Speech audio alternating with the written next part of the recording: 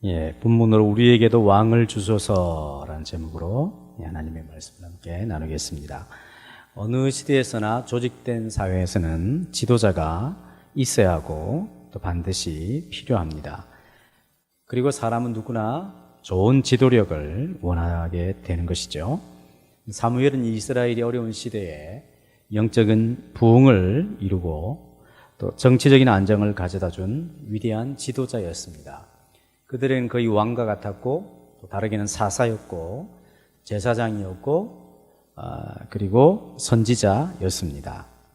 세월이 지나 이제 사무엘이 많이 나이가 들었던 것 같습니다. 늙게 되었을 때 사무엘은 자기를 대신하여 자기 아들들 장자와 차자를 사사로 이스라엘 가운데 세웠습니다. 문제는 사무엘의 아들들이 그 지도력을 제대로 발휘하지 못했다는 것이죠. 아버지의 그 모습, 아버지의 행위를 따르지 아니해서 자기 이익을 따라 돈을 받고 뇌물을 받아서 사사가 해야 될 그 판결을 해야 되는데 그것을 굽게 했다, 정직하게 하지 않았다 것이죠. 뇌물을 주면 그 사람에게 이익이 되는 쪽으로 판결을 내리게 됐다는 것입니다. 불공평한 판정을 내리게 되는 것이죠.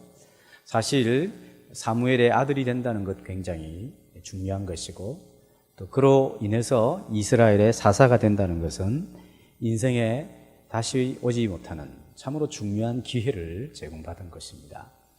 그런 기회는 아무에게나 주어지지 않고 그런 기회는 인생에서 몇 번 찾아오지 않을지도 모르겠습니다.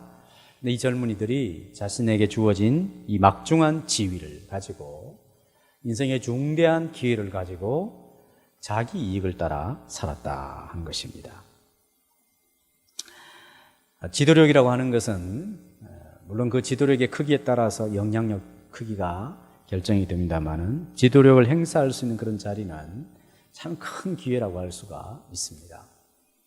이것이 잘 사용이 되면 그 휘하에 그 지도력을 받는 사람들, 그 지도력의 영향을 받아야 될 사람들에게 큰 복이죠. 반대로 그 지도력이 제대로 발휘되지 않게 되면 그 지도력의 영향을 받는 사람들이 큰 고통을 겪게 되어 있습니다. 특별히 지도자는 공인이기 때문에 그 공적인 위치와 그 공적인 기회들을 자기 사사로운 개인적인 이익으로 바꾸어 버리게 되면 이것만큼 참으로 큰 낭패가 있을 수가 없는 것이죠. 이번 선장이 잘못된 조처를 내리고 자기만을 먼저 생각하게 되었을 때 거기에 있는 얼마나 많은 어린 학생들과 많은 사람들을 사지로 몰아버리게 되는지 알 수 없습니다. 이 사무엘의 아들들이 참으로 좋은 지위를 또 기회를 받았음에도 불구하고 아버지의 행위를 따르지 아니하며 하나님의 공의를 반영해야 될 그런 위치에서 자기 이익을 따라 사람들을 괴롭히고 질서를 어지럽히는 그런 사람이 되었다라고 말을 하고 있습니다. 꼭 굳이 우리가 이런 사무엘의 아들들처럼 높은 지도력을 부여받지 못한다 할지라도 우리가 하나님의 백성이라고 한다면 그 자체로 이 땅에서 살아갈 때 엄청나게 많은 기회를 부여받은 사람들이라 할 수 있습니다. 이런 영적인 자각, 이런 영적인 존재의식 자체의 변화를 갖게 될 때 하나님께서 우리에게 주신 그 영적 지위가 얼마나 크고 무거운지, 그 책임이 얼마나 무거운지 성경은 잘 가르쳐주고 있습니다. 그래서 마치 이 사사로 부름받은 사무엘의 아들들이 그 사사라고 하는 재판관이라고 하는 위치에서 제일 중요하게 해야 되는 것은 공의로운 판결입니다. 부자라고 두둔하지 아니하고 가난하고 힘없는 자라고 해서 우습게 또 함부로 대해서는 아니 되는 것이죠. 그 일의 전후를 잘 살펴서 공정하게 판결을 내려 완벽할 수는 없지만 어쨌든 자신이 맡겨진 그런 기회와 책임을 잘 활용해서 하나님의 공의로운 성품을 반영해야 될 위치에 있다는 것입니다. 그런 점에서 우리 하나님의 백성들은 하나님의 백성이라고 하는, 하나님의 자녀라고 하는 그런 고결한 신분과 이름을 지닌 자로서 이 땅에서 하나님의 성품과 모습을 반영할 수 있는 사람으로 부름을 받았다는 것을 꼭 기억해야 하는 것이죠. 그것은 이 세상에서 어떤 지위를 가지고 있든지 문제될 것이 없고, 얼마나 많이 배우고 적게 배웠다라고 하는 것도 결코 문제될 수 없습니다. 우리는 하나님의 자녀다, 우리는 하나님의 백성이다, 예수 피로 죄 씻음 받은 하나님의 자녀라고 하는 것은 하나님의 성품, 하나님이 어떠한 분이신가를 이 세상에 반영할 수 있는 엄청난 특권과 기회를 부여받은 사람이라는 것을 꼭 기억해야 하는 것입니다. 우리 베드로전서 2장 9절에서 10절을 한번 찾아서 읽겠습니다.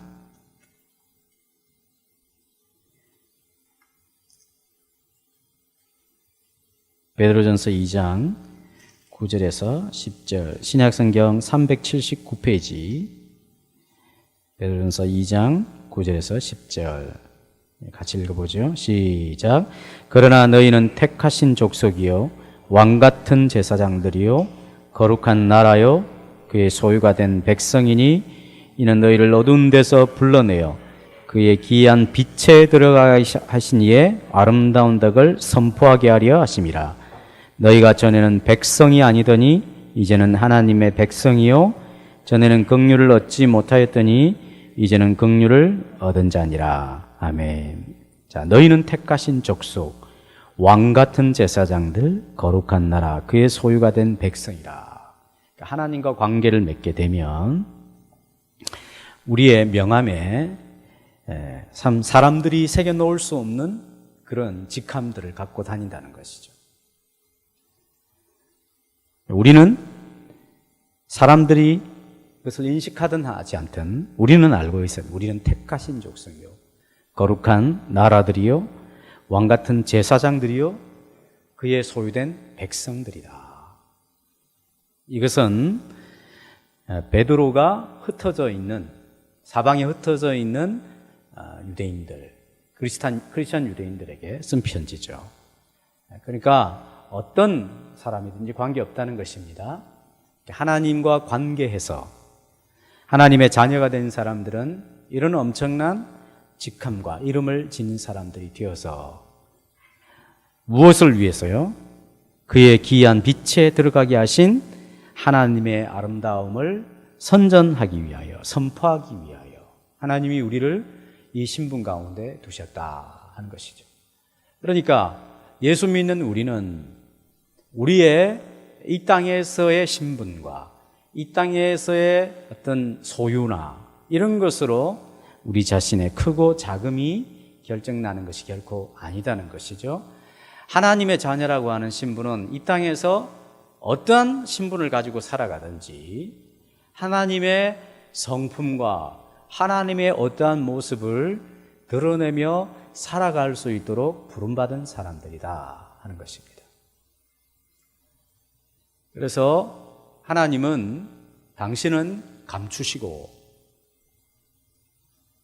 드러내시기를 원하시죠. 하나님은 자기는 감추시는데 자기가 스스로 자기를 드러내시는 것이 아니라 이미 하나님의 자녀가 된 우리들을 통하여 하나님은 자기 모습을 드러내시기를 원하시죠. 바꿔 말하면 하나님의 백성들이 하나님을 이 세상 가운데 보여주기를 원하신다 하는 것입니다. 그것이 바로 하나님 백성들이 이 땅에서 살아가는 이유이죠. 사명이고. 그래서 그것을 자꾸 어떤 식으로 생각을 하냐면 세상적으로 성공을 해서 하나님을 드러내야 된다. 자꾸 이렇게 엉뚱하게 가르쳐서는 안 되는 것이죠. 이 당시에 이 베드로전서를 받는 사람들이 무슨 성공한 사람, 다 실패한 사람들이죠. 예수 믿는 것 때문에 사업장 내팽개치고 도망가야 되고 다 아는 지인들로부터 격리되어서 낯선 곳에 가서 전셋집 사글세로 살고 그래야 되지 않아요? 자기의 신분을 노출하면 큰일 나니까 조심해서 살아야 되고 물고기 이런 것으로 서로 암호를 비밀로 이렇게 해가지고 서로 확인하고 그렇게 살아가는 사람들이 무슨 세상에서 대단하고 그런 사람이 어디 있겠어요? 근데 이 사람들이 하나님을 보여주는 사람들이에요. 하나님을 보여서 너희가 전에는 백성이 아니더니 이제는 하나님의 백성이요 전에는 긍휼을 얻지 못하였더니 이제는 긍휼을 얻은 자가 되었다. 이 세상 모든 것을 주고도 바꿀 수 없는 하나님과 관계된 백성이 되어 하나님의 자녀가 되고 그 나라를 상속할 자가 되지 아니하느냐. 너희는 다시 오실 그 주님을 바라보는 믿음을 가지고 있지 아니하느냐. 너희는 이 세상에서 하나님을 보여주고 하나님이 어떠한 분이신가를 나타내야 될 그런 사람들이다 하는 것이죠.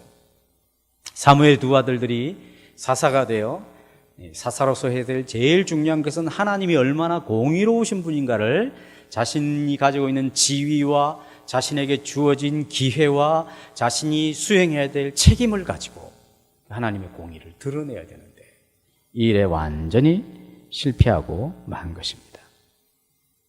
우리는 꼭 기억해야 됩니다. 우리가 자꾸 이 세상에서 어떻게 자꾸 잘 되어서 하나님을 드러내려고 하지 말고 우리가 하나님과 관계된 백성으로서 그 하나님과 깊이 관계를 맺음으로 말미암아 하나님의 성품을 드러낼 수 있는 그런 사람이라는 것을 꼭 기억하시기를 바랍니다. 이제 사무엘을 기대하였던 이스라엘 백성들이 그 아들들이 사사가 되어 나름 기대했지만 전혀 기대치만큼 미치지 못하자 백성들이 지도자를 요구합니다. 지도자를. 우리에게 왕을 주십시오. 우리에게도 주변 나라들처럼 그런 왕을 우리에게 주셔서 우리를 다스리게 하여 주십시오. 그렇게 요청을 합니다. 사무엘이 이 요청을 기뻐하지 아니했다. 그리고 여호와께 기도했습니다. 백성들이 이렇게 요구하는데 어떻게 하면 좋겠습니까? 기뻐하지 아니하면서 기도를 했습니다. 언뜻 보면 백성들의 요청은 너무나 당연한 요청이라고 할 수 있습니다. 이미 엘리라고 하는 제사장과 사사 그리고 그 아들들이 불량하여서 그 지도력으로 말미암아 이스라엘 한번 국가적인 재난을 경험하지 않았습니까? 다행히 사무엘이 등장하여 약간 회복이 되고 참 잘 되어 간 같았는데 이제 나이가 들어서 그 아들들이 지도력을 맡게 승계했는데 또 어려운 일을 겪으니까 백성들로서는 당연히 이런 지도력을 요구하는 것은 당연한 요청인 것 같습니다. 또 그런 요청에 사무엘이 기뻐하지 아니하였다라고 했을 때 어찌 보면 사무엘이 좀 사심이 들어가지 않았나. 아니 이것들이 나를 이제 저버리고 내 가족을 저버리고 딴 사람을 요구하네. 그렇게 좀 불쾌한 느낌으로 반응한 것은 아닌가 이렇게 생각할 수도 있는 것이죠. 근데 이제 우리가 하나님의 답변을 봐야 됩니다. 하나님의 답변 7절에서 9절이죠. 8장 여호와께서 사무엘에게 이르시되 백성이 네게 한 말을 다 들으라. 이는 그들이 너를 버림이 아니요 나를 버려 자기들의 왕이 되지 못하게 함이니라. 그래서 사무엘이 기뻐하지 아니하였구나. 또 백성들이 요구하는 그 태도가 무엇인가를 하나님의 말씀을 통하여 알 수 있는 것이죠. 백성들이 우리도 우리에게 이방 사람들처럼 열방과 같이 왕을 주어서 그 왕이 우리를 다스리게 해 주십시오 라고 하는 요구를 하였을 때는 현실적으로 당연히 좋은 지도력을 구하는 것은 당연한 것이지만 그러나 그들이 그런 지도력을 요구할 때 그 내면에 어떤 태도를 가지고 있냐 우리가 하나님을 버리겠다는 것입니다. 이제 우리가 하나님을 왕으로 삼는 것이 싫다. 우리도 이제는 신이 왕이 아니라 사람이 우리 왕이 되었으면 좋겠다. 이 요구를 했다는 것이죠. 그래서 하나님이 그들의 마음을 가르쳐 주는 것입니다. 그리고 뭐라고 이야기합니까? 8절에 참 부담스러운 이야기를 하시죠. 내가 그들을 애굽에서 인도하여 낸 날부터 오늘까지 그들이 모든 행사로 나를 버리고 다른 신들을 섬겼다. 그러죠. 그러니까 이스라엘 백성들이 하나님에 대하여 거역한 그 뿌리가 굉장히 깊다는 것입니다. 그 역사가 오래되었어요. 애굽에서 탈출할 때부터 지금까지 거의 한 500년 동안 계속 하나님을 버리고 우상을 섬기고 그래 해왔다는 것입니다. 그렇게 한 것 같이 이제 너에게도 그리한다. 사무엘이 잘 다스릴 때 약간 기뻐했다가 아들들이 그러자 이제 사무엘까지 버려버리는 그런 일을 자행하고 있다라고 하나님이 가르쳐 주십니다. 그리고 9절에 그러므로 그들의 말을 들어주되 너는 그들에게 엄히 경고하고 그들을 다스릴 왕의 제도를 가르쳐 주라. 왕의 제도를 가르쳐 주는데 엄히 경고하여 가르쳐 주라. 이렇게 이야기를 합니다. 이스라엘이 하나님을 향하여 가지고 있는 태도는 배역이었습니다. 배교죠, 배교. 배역입니다. 하나님을 거절하는 것입니다. 거역하는 마음이죠. 하나님의 통치를 거절하고 사람의 통치를 받겠다라고 하는 의도를 지니고 있는 것입니다. 이러한 태도는 그 뿌리가 굉장히 오래되고 역사적으로 깊게 존재했다는 것을 알 수가 있습니다. 근데 사실 왕의 제도를 하나님 미리 예고해 주시죠. 모세를 통하여. 이미 한 400년 전에 모세를 통하여 너희에게 이제 앞으로 왕이 세워지거든 왕은 이런 사람을 세우라 해서 왕의 제도를 미리 예고를 해줍니다. 신명기 17장 가보겠습니다. 이는 좀 공부를 좀 하는 게 필요합니다. 신명기 17장 11절 14절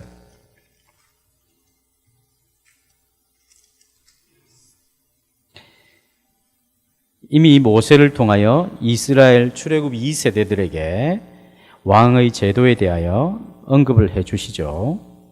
14절 제가 읽겠습니다. 289쪽 네가 내 하나님 여호와께서 네게 주시는 땅에 이르러 그 땅을 차지하고 거주할 때에 만일 우리도 우리 주위의 모든 민족들 같이 우리 위에 왕을 세워야 하겠다는 생각이 나거든. 그렇죠? 예. 마찬가지로 주변의 나라들처럼 우리도 왕을 세워야 되겠다 이런 생각이 나거든. 똑같은 것입니다. 사무엘상 8장하고 15절 반드시 네 하나님 여호와께서 택하신 자를 내 위에 왕으로 세울 것이며 조건이 있다. 조건. 왕은 하나님이 택해야 된다는 것이죠. 사람이 택하면 안 된다는 거죠. 그 다음 내 위에 왕을 세우려면 네 형제 중에서 한 사람을 할 것이라. 내 형제 아닌 타국인을 내 위에 세우지 말라. 이스라엘 사람 아니면 안 된다는 거예요. 하나님이 택한 사람이고 이스라엘 사람이어야 된다.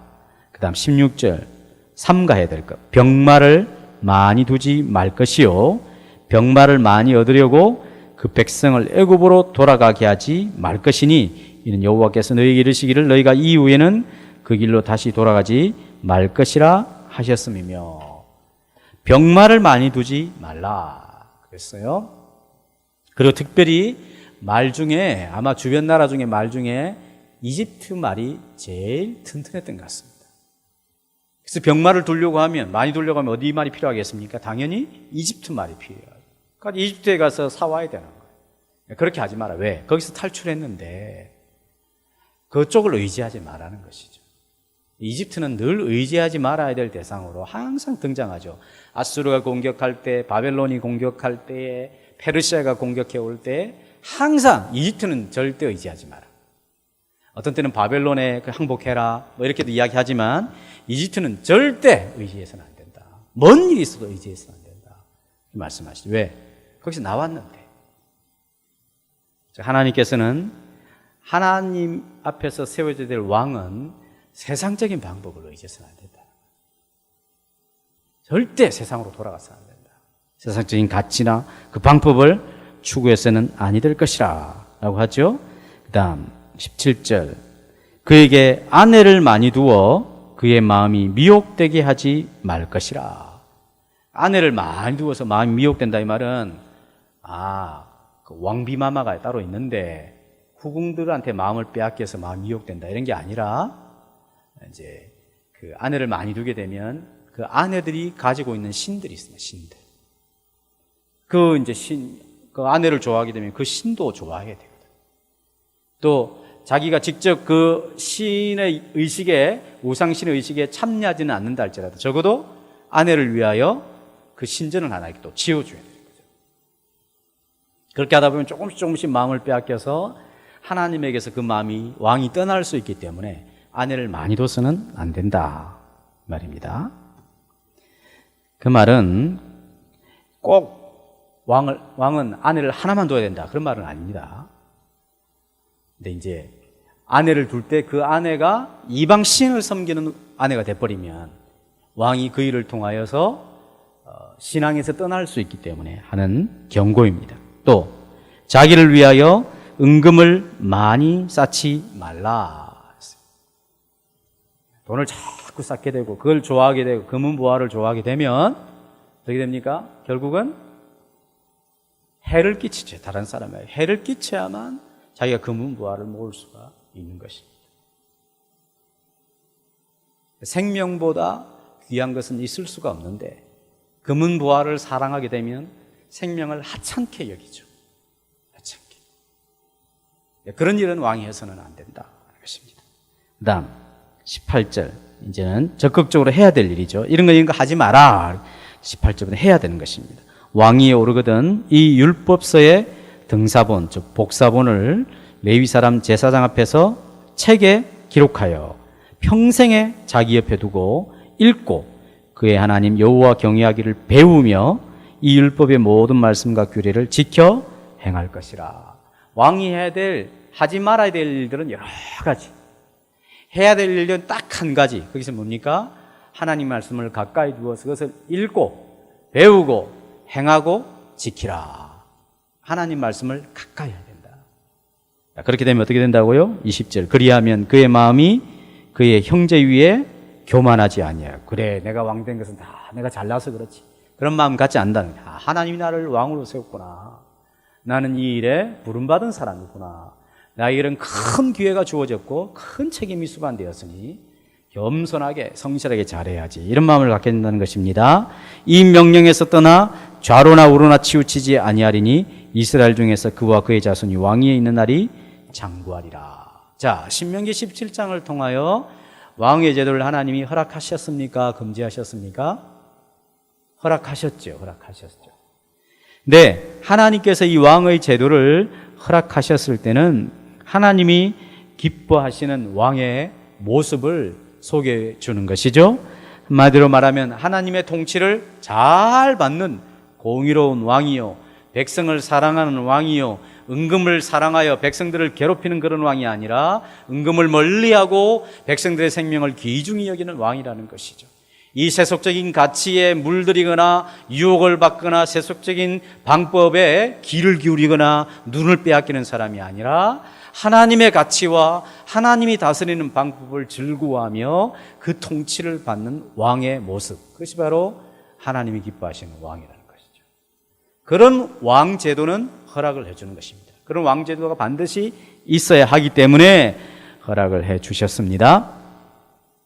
그래야만 무엇보다도 하나님의 말씀을 가까이 하고 배우고 그 통치를 받고 그 통치 방식을 따라서 이 세상 그 백성들을 다스리게 될 때 그것은 하나님이 직접 왕이신 것 같이 보이지 않아도 하나님께서 이스라엘의 왕을 세워 하나님이 대리 통치를 행하시는 것과 같은 그런 나라가 될 수 있기 때문에 하나님께서 왕의 제도를 허락하시되 이런 하나님이 기뻐하시는 왕의 모습을 소개해 주는 것입니다. 다시 이제 사무엘상 8장으로 돌아가서 왜 하나님이 기뻐하시지 아니하고 사무엘도 기뻐하지 아니했는가? 엄히 경고하여 왕의 제도가 이러하다라고 이야기할 때 이 왕의 제도라고 하는 것은 신명기 17장에 나오는 왕의 제도가 아니라 이 사람들이 지금 요구하는 그 왕의 모습은 어떤 모습인지 가르쳐줘서 이렇게 너희들을 위해 왕이 군림하게 될 것인데 그럼에도 불구하고 너희가 왕을 요구하느냐? 엄히 경고하라 하는 것이죠.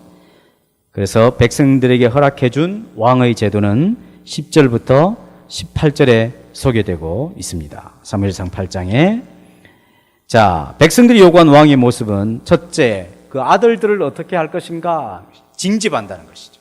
병사로, 일반 병사로 징집하기도 하고 좀 똑똑한 친구들은 50부장, 100부장 장교로 모집을 해서 왕의 말을 끌고 왕의 병거를 끌고 앞에서 달려가며 또 장교를 한다 할지라도 왕의 밭을 갈게 하고 왕의 추수를 하게 하며 왕의 무기와 왕의 병거의 장비도 만들게 할 것이다. 그런 일을 할 것이다는 거죠. 아들들을, 너희들의 아들들을 불러가지고 그렇게 혹독한 일을 하게 만들 거라는 것입니다. 또 너희의 딸들을 불러서는 어떻게 하는가? 13절에 보니까 향로 향료를 만드는 자와 요리하는 자와 떡 굽는 자로 삼을 것이라. 또 너희 재산에 대해서 곡식이나 여러 가지 과실이나 이런 재산에 대해서는 10분의 1을 거두어 들여 가지고 왕궁을 관리하는 관리비와 신하들에게 월급을 주고 그들을 또 관리하는 그런 용도로 다 착취를 해갈 것이다. 그리고 너희들은 그들의 종이 되어 어려운 일을 겪게 될 것인데, 나중에는 그 왕이 그런 일을 함으로 말하면 너희가 너무 힘들어가지고 하나님 앞에 부르짖게 될 터이지만 하나님이 너희의 기도를 들으시지 아니하리라. 이렇게 그들이 가르쳐 줬어요. 그러니까 백성들이 그런 왕이면 우리 싫습니다. 우린 그런 왕 원하는 거 아닙니다. 이렇게 한 것이 아니었어요. 뭐라고 합니까? 19절 같이 읽어보겠습니다. 시작. 백성이 사무엘 말 듣기를 거절하여 이르되 아니로소이다. 우리도 우리 왕이 있어야 하리니. 그리고 20절 우리도 다른 나라들 같이 되어 우리의 왕이 우리를 다스리며 우리 앞에 나가서 우리의 싸움을 싸워야 할 것입니다. 쉽게 이야기하면 하나님께서 사무엘을 통하여 그들이 요구하는 왕의 제도, 소위 주변에 있는 나라들의 왕의 모습이 어떤 모습이냐? 백성들을 착취하고 백성들에게 희생을 강요하며, 그래서 거기에서 나타나는 어떤 좋은 결과가 있으면 그래서 다시 너희가 참 수고했다 해서 백성들과 함께 나누는 것이 아니라 다 자기를 위해서 그렇게 합니다. 자기를 위해서. 신하들을 위하여 뭔가를 이렇게 월급을 주고 하는 것도 왕 자신의 지위와 자신의 삶의 그런 융성함을 위하여 다 이용해 먹을 것이다. 그런데 너희들은 그걸로 말미암아 나중에 너무나 고통스러워서 하나님 저희들을 구원해 주십시오. 살려 주십시오. 그렇게 부르짖는 날이 있을 것인데 그때는 하나님이 너희의 기도에 응답하지 않으실 것이다. 그런데 뭐라 합니까? 이 사람들이 아니다. 우리 거 필요하다. 우린 그런 왕이 필요하다. 그래서 우리 앞에 나가서 전쟁할 때도 우리의 싸움을 대신할 수 있는 그런 왕이 필요하다고 고집 부리기 시작합니다. 완전 땡깡 부리는 것이죠. 이 이스라엘 백성들이 요구한 왕은 전형적인 이방 왕들의 모습이었습니다. 왕이 자기 이익을 위해서는 모든 것을 다 간섭하고 다 빼앗을 것이라고 예고했지만 백성들이 사무엘 말을 거절하고 하나님을 거절하죠. 거역합니다. 끝까지 열방과 같은 왕을 요구하게 되어 하나님의 왕되심을 거절하고 자기들이 원하는 대로 하겠다라고 고집을 피우게 되는 것이죠. 이것이 바로 이스라엘 백성들의 본 모습이라 할 수가 있습니다. 무슨 말입니까? 하나님께서 왕의 제도를 허락해 주셨고 그 허락해 주신 왕의 제도에 의하면 참 하나님을 기쁘시게 해드리고 백성에게 유익한 그런 왕의 제도가 있음에도 불구하고 그것을 굳이 거역하고 열방과 같은 왕을 요구하더라는 것입니다. 이것이 바로 백성들 속에 있는 그 완악함과 하나님을 거역하는 심성이었다는 것을 알 수가 있죠. 자기들은 하나님이 자기의 왕이 되어서 자기를 통치하고 다스려주는 그런 느낌을 갖게 하는 왕은 싫어하고 열방과 같은 왕, 자기들에게 부당한 대우를 하고 자기들의 재산을 빼앗아가고 아들, 딸들을 자기들이 필요한 군역에 다 사용하고 그러면서도 빼앗아가는 그런 왕을 요구하는 참으로 이상한 족속들이라는 것이죠. 우리 이런 사람 아니잖아요. 그죠? 우리 이런 사람이 아니잖아요. 우리는 하나님이 기뻐하시는 왕을 요구하고 이렇게 못돼 처먹은 왕은 우리는 싫어하잖아요. 그렇습니까? 너희가 출애굽한 후부터 지금 약 400년, 500년까지 줄기차게 나를 거역하고 나를 배신한 족속들이 아니냐. 지금도 하나님께서 이미 이렇게 좋은 왕의 제도에 대하여 이야기했지만 그것을 거절하고 너희에게 이렇게 해를 끼치고 너희를 힘들게 하는 너희의 희생을 강요하여 자기 욕심을 배부르게 만드는 이 열방의 왕과 같은 모습을 요구하는 것은 하나님을 완전히 거역하는 행위와 같다는 것입니다. 그럼에도 불구하고 땡깡을 부리고 고집을 부리며 왕을 달라는 것이죠. 하나님 어떻게 하십니까? 22절 같이 읽어보겠습니다. 시작. 여호와께서 사무엘에게 이르시되 그들의 말을 들어 왕을 세우라 하시니 사무엘이 이스라엘 사람들에게 이르되 너희는 각기 성읍으로 돌아가라 하니라. 하나님이 허락하시죠. 그들의 말을 들어주라. 왕을 세우라. 그래서 세워진 왕이 누굽니까? 사울이죠. 사울. 이제 왕이 세워지는 이야기가 9장에 나오지 않습니까? 사울이 세워집니다. 고집 피우면 하나님이 기도 응답해 주실 수 있습니다. 네, 있습니다. 우리도 자식들이 막 떼쓰고 이러면 그냥 어쩔 수 없이 해줄 때가 있잖아요. 한 맛봐라면서 해줄 때가 있잖아요. 네, 고집 피우면 하나님이 들어주시기도 합니다. 근데 인생은 어리석게 어떻게 말하냐면 하나님이 내 기도에 응답해 주셨다는 것이죠. 철화했더니만 되더라는 것입니다. 머리 삭발했더니만 하나님이 응답해 주시더라는 것이죠. 밥 안 먹고 그냥 하나님 앞에 대자로 누웠더니만 하나님이 자기 자식 죽는 꼴을 못 보시니까 응답을 해 주시더라는 것입니다. 내가 이렇게 잘 됐다는 것입니다. 응답은 받았죠. 그러나 그 일로 말미암아 엄청나게 고통을 겪지 않습니까? 자기뿐만 아니라 주변에 많은 사람들까지 해를 끼치게 되는 것입니다. 이런 모습, 이런 이야기 굉장히 흔하지 않습니까? 우리 주변을 둘러보면 언제든 이런 사람 만날 수 있고 이런 그리스도인들을 경험할 수 있습니다. 많이 기도하고 응답도 많이 받고 본인들이 이야기하는 축복도 많이 받았는데 사람이 안 바뀌고 고집스러워지고 괴물과 같은 기독교를 생산해내는 그런 사람들이 우리 주변에 얼마나 많이 있는지 모릅니다. 하나님은 이런 것을 원하지 않으십니다. 인생들은 늘 어리석어서 항상 그 마음속에 하나님을 거역하고 싶어하는 본성이 있습니다. 멀리 안 가셔도 됩니다. 늘 나를 살펴보면 그런 것이 있습니다. 우리는 본래적으로 하나님을 싫어하고 거역하려고 하는 본성이 있습니다. 근데 하나님께서 예수 그리스도의 피로 말미암아 우리를 정결하게 하셔서 이제 하나님께 순종하는 마음이 내 안에 생기게 돼요.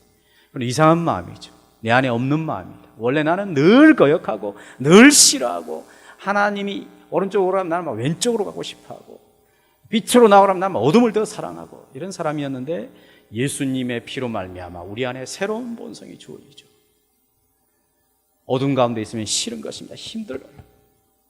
거짓을 말하고 그렇게 하면 내가 잘못했구나 마음을 갖는 것입니다. 성령이 마음속에 근심하시는 것을 느끼게 되는 것이죠. 이런 새로운 본성이 주어져서 우리가 하나님을 위하여 살고자 하는 본성이 주어진 것은 기적인 것이죠. 내가 만든 것이 아닙니다.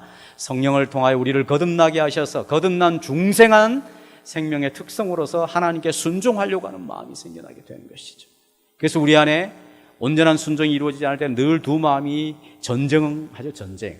육신의 마음과 하나님을 거역하려고 하는 마음과 성령의 마음, 하나님의 거룩한 소원을 따라 살고자 하는 그 마음이 충돌하여 늘 마음에 갈등이 일어나게 되는 것입니다. 그래서 예수 안 믿는 사람보다 예수 믿는 사람이 훨씬 더 복잡한 삶을 살게 되어 있습니다. 힘든 삶을 살게 되었습니다. 그냥 우리는 겉으로는 웃고 있지만 마음 안에 엄청난 전쟁을 늘 행하면서 하루하루를 살아가야 되는 사람들인 것이죠. 근데 우리가 정신을 똑바로 차리지 않으면 우리 늘 하나님을 거역하는 완악한 마음을 따라 말하고 열매를 맺기가 쉬운 사람들입니다. 그래서 성경에는 너희가 단 한 번 믿은 그 믿음을 굳게 붙잡아서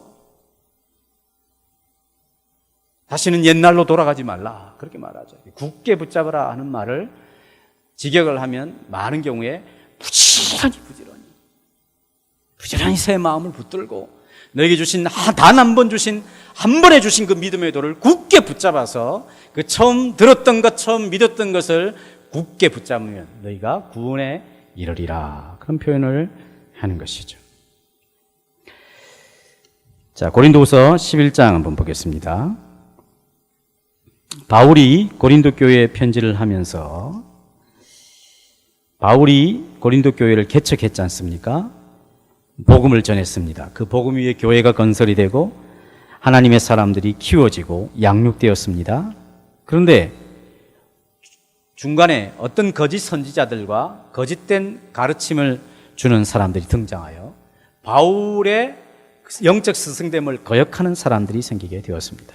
11장 4절 297페이지 같이 읽어보겠습니다. 시작.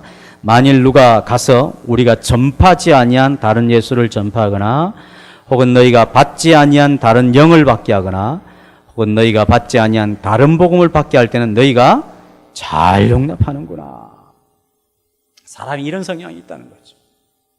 바울이 전한 복음, 바울의 생명과 사랑과 열정과 그리스도 중심의 진리를 가지고 전한 복음은 받았더라도 쉽게 포기하고 받지 않은 다른 영을 받게 하거나 받지 않은 다른 복음을 받게 할 땐 너희가 잘 용납하는 거예요. 용납하는 거죠. 심지어 어떻게까지 합니까? 11장 20절 시작. 누가 너희를 종으로 삼거나 잡아먹거나 빼앗거나 스스로 높이거나 뺨을 칠지라도 너희가 용납하는도다. 이렇게 한단 말이죠. 뺨을 때리고 막 너희 거 빼앗고 막 심지어 잡아먹고 스스로 자기를 높이고 그런데도 막 신기하다. 저기 뭔가 있다. 사람이 그런 성향이 늘 있다는 것입니다. 이단들이 그런 짓 잘하잖아요. 또 거짓된 가르침이 늘 우리의 귀에 솔깃솔깃 잘 들어오게 되어 있는 것입니다. 하나님께서 분명히 계셔준 왕의 제도에 대하여 그들은 이미 알고 있었지만 그런 왕보다는 열방과 같이 힘있는 왕, 자기들 앞에서 완전 무장을 하고 자기 싸움을 대신해 줄 수 있는 멋있는 왕, 그런 왕이면 자기 빼앗아가도 괜찮다는 거예요. 내 아들, 딸들 괴롭혀도 괜찮다는 것입니다. 뺨 맞아도 그냥 좋다는 거예요.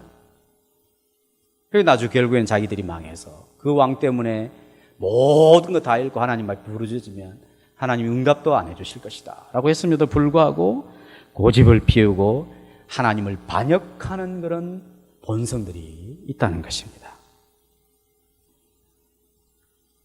이스라엘 백성들이 왕을 요구한 태도는 바로 그런 것이었습니다. 하나님을 향하여 전면적으로 배역하는, 배교하는 그런 행위라고 볼 수가 있는 것입니다.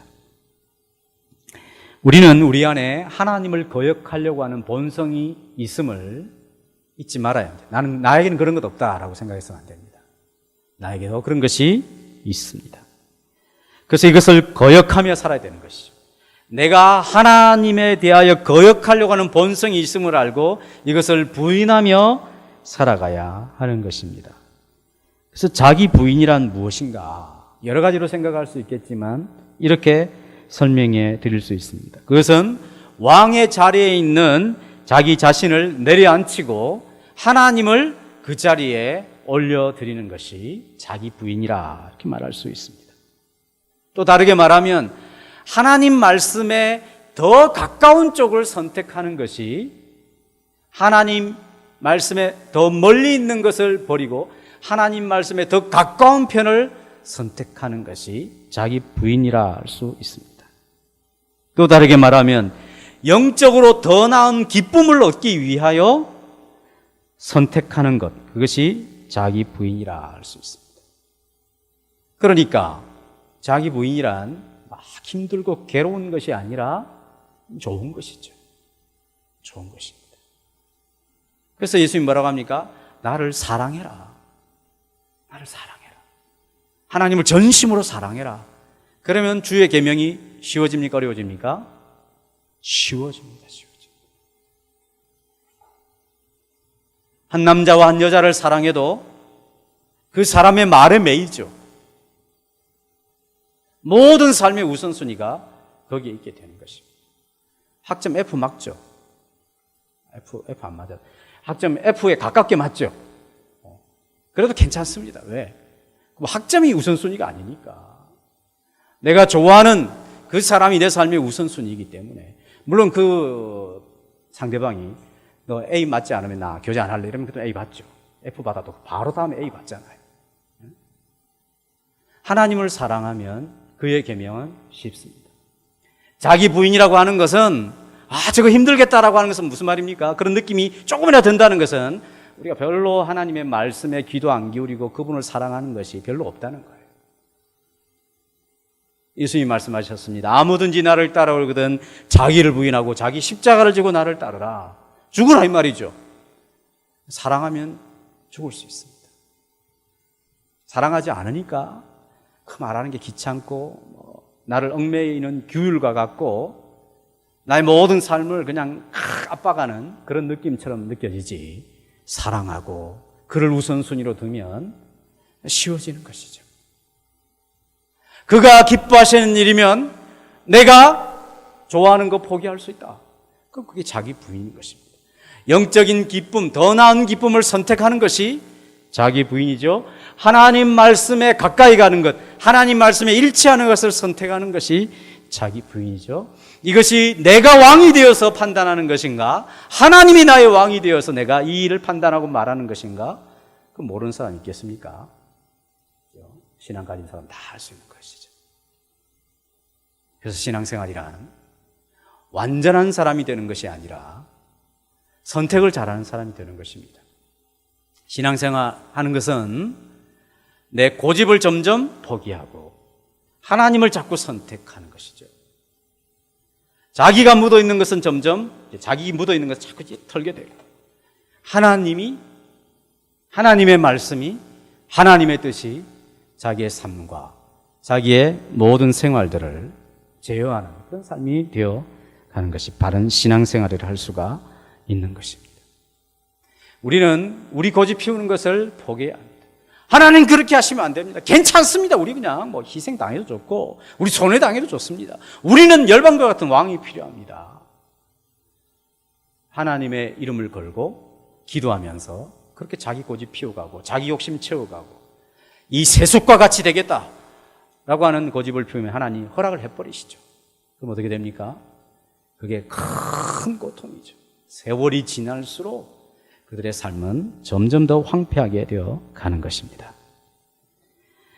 하나님을 우리가 인정하며 고집 피우지 않고 하나님의 다스림을 받는 하나님의 사람들이 되십시다. 그래서 하나님께 주시는 생명의 은혜를 풍성하게 누리시는 그런 하나님의 사람이 되어야 하지 않겠습니까? 우리의 삶 속에 하나님의 왕되심을 더욱더 인정하며 그분을 사랑함으로 더 나은 영적 기쁨을 선택할 수 있는 하나님의 백성들 되시기를 바랍니다.